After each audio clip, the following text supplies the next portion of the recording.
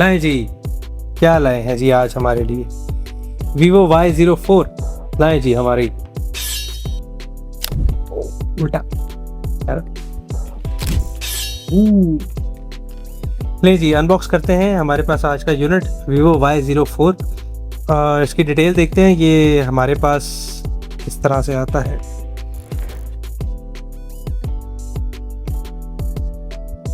सबसे पहले हमारा मेन यूनिट है, हम इसको निकालते हैं और इसको साइड पे रखते हैं। मेन यूनिट हमारा आ गया, इसको हम रखते हैं साइड पे और देखते हैं अंदर हमें कुछ इसके IMEI नंबर्स और इसके सीरियल नंबर वगैरह हमें देखने को मिलता है। बॉक्स के अंदर हम मज़ीद देखते हैं कुछ इसके सो ये इसका एक केस है, इसके साथ हमें पाउच मिलता है। ये क्लियर है, अंदर हल्का सा टेक्सचर्ड है लेकिन कंप्लीट क्लियर केस है, ना फ्रॉस्टेड साइड बाय साइड, ऊपर कुछ नहीं है।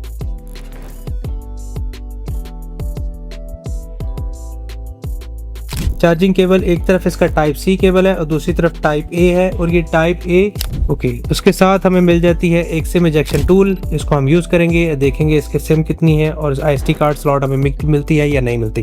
चार्जिंग ब्रिक के साथ अगर हम गौर से इसके साथ पढ़े तो ये 15 वाट की चार्जिंग ब्रिक है, फास्ट चार्जिंग करता है 15 वाट के साथ।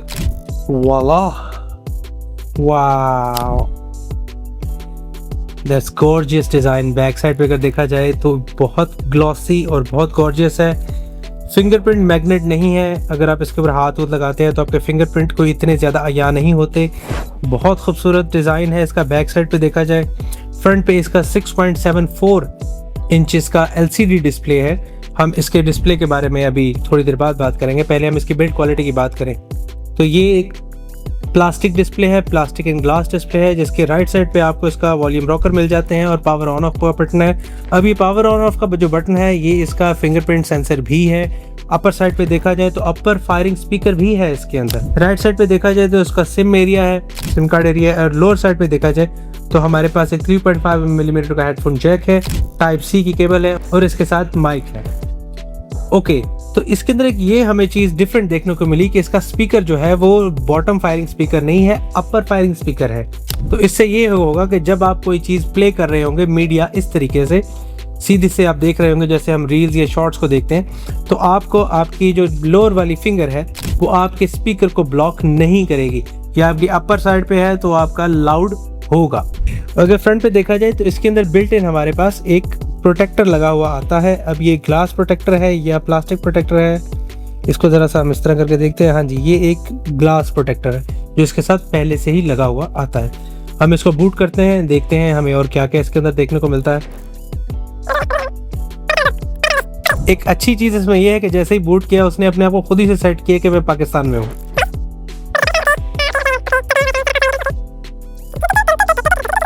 बूट करते हुए हमें एक और चीज़ देखने को मिली है, इसके अंदर स्क्रीन लॉक हमें मिलता है, फिंगरप्रिंट सेंसर और फेस ID भी मिलता है।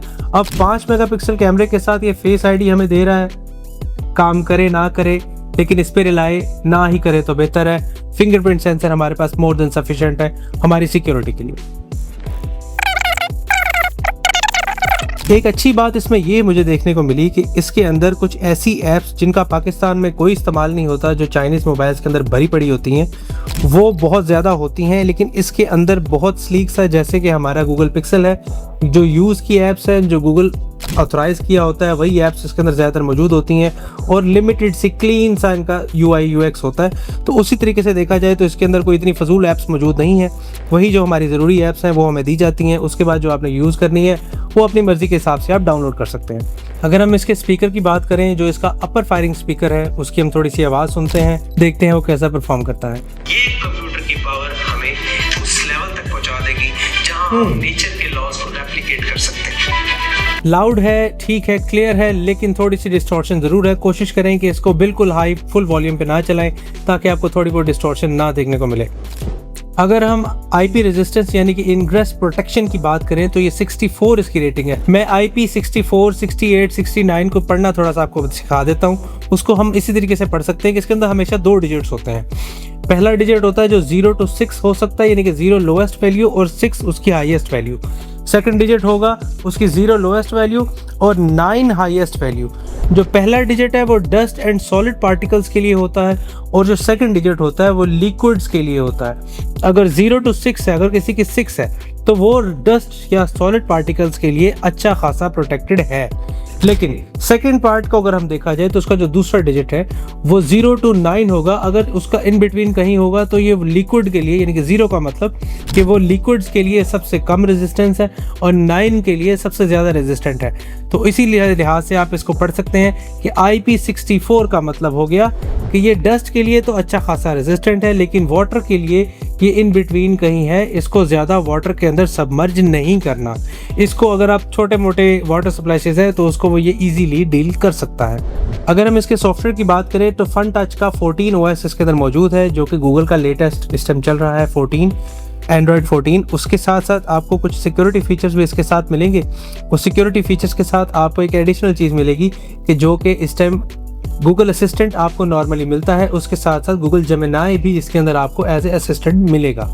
इसके अंदर गेमिंग मोड भी दिया गया है। अब गेमिंग मोड को लेके मुझे थोड़ी सी एप्रीहेंशन है। अगर हम इसके हार्डवेयर की बात करें तो यूनिसॉक का इसके अंदर प्रोसेसर है 7225, जो कि ऑक्टा कोर प्रोसेसर है।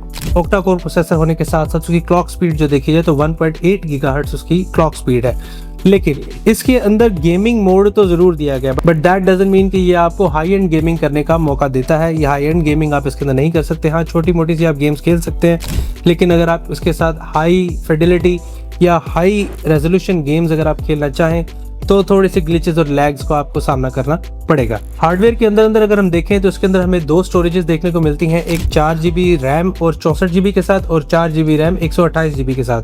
और इसके साथ अगर हम इसकी एक्सपेंडेबल स्टोरेज की बात करें तो ये 2 TB तक इसको हम एक्सपेंड कर सकते हैं। अगर हम इसकी बैटरी की बात करें तो 5500 अगर हम इसकी बैटरी की बात करें तो 5500 मिली एम्प आवर इसकी बैटरी है, जो कि 15 वाट चार्जिंग ब्रिक के साथ इसको हम चार्ज करेंगे तो ये 40 से 45 मिनट के अंदर इसको फुल चार्ज दे देगी। अगर हम इसके डिस्प्ले को दोबारा से पढ़ने की कोशिश करें तो ये 6.74 इंचेस का LCD डिस्प्ले है, जो 570 निट्स तक इसकी ब्राइटनेस है, पीक ब्राइटनेस है। आउटडोर में आपको कोई इतना अच्छा ये परफॉर्म नहीं करेगा, आपको थोड़ा सा ध्यान से देखना पड़ेगा आउटडोर में, यानी कि सनलाइट में। और इसके साथ साथ अगर इसके हर्ट्स की बात की जाए तो ये 90 हर्ट्स का डिस्प्ले है, ये 120 हर्ट्स का डिस्प्ले नहीं है। जैसे कि हम प्रीवियस देखते आए हैं कि चाइनीज़ मोबाइल्स तो पागल हैं 120 हर्ट्स के पीछे मिड रेंज सेगमेंट में। ये मिड रेंज सेगमेंट में आपको 90 हर्ट्स का डिस्प्ले दे रहा है। ले जी, कैमरा टेस्टिंग हो गई। कैमरा टेस्टिंग हम आपको 2-3 चीज़ें बताते हैं। इसके अंदर जो नॉर्मली चाइनीज़ मोबाइल्स और नॉर्मल एंड्रॉयड मोबाइल जो कि मिड सेगमेंट में आते हैं, वो अपने OS के साथ एक्स्ट्रा शार्पन करने की कोशिश करते हैं ताकि आपकी जो है वो फ़ोटो वो क्रिस्प किस्म की नज़र आए, आपको अच्छी नज़र आए, आंखों को अपीलिंग हो। लेकिन उसके अंदर वो ये चीज़ गलत ज़रूर कर जाते हैं, जो कलर गैमेट्स हैं वो ख़राब हो जाते हैं, जो पिक्चर की एक्चुअल क्वालिटी है वो थोड़ी सी कॉम्प्रोमाइज़ हो जाती है। वही हरकत इसकी यहाँ पे हुई है कि यहाँ पे जो है वो एक्स्ट्रा शार्पन की गई है आपकी फ़ोटो, उसकी वजह से जो है वो कलर के अंदर नेचुरल फीलिंग ख़त्म हो चुकी हुई है। सेकेंडली हमने इसका एक टेस्ट किया इसकी वीडियो का, जो इसके अंदर स्टेबिलिटी को हमने लेके हम एक छोटी सी अप्रीहेंशन थी कि ये स्टेबल है कि नहीं है, तो इसकी हमने छोटी सी एक वीडियो बनाई जिससे हमें ये अंदाज़ा हुआ कि ये स्टेबिलिटी इसकी थोड़ी सी इशू है। जब आप वीडियो के दौरान आप मूव कर रहे हैं तो आपकी स्टेबिलिटी वीडियो की कोई इतनी अच्छी नहीं है, वो इलेक्ट्रॉनिकली ही कर रहा है। इसके अंदर बिल्ट इन ऑप्टिकल या सेंसर का स्टेबिलिटी नहीं है, ये इलेक्ट्रॉनिकली इसके स्टेबल करने की कोशिश कर रहा है। उसी के साथ साथ अगर हम इसके फ्रंट और बैक कैमरा की बात की जाए तो इसका फ्रंट कैमरा 5 मेगापिक्सल का कैमरा है और बैक कैमरा जो सा है वो इसका 13 मेगापिक्सल का कैमरा है।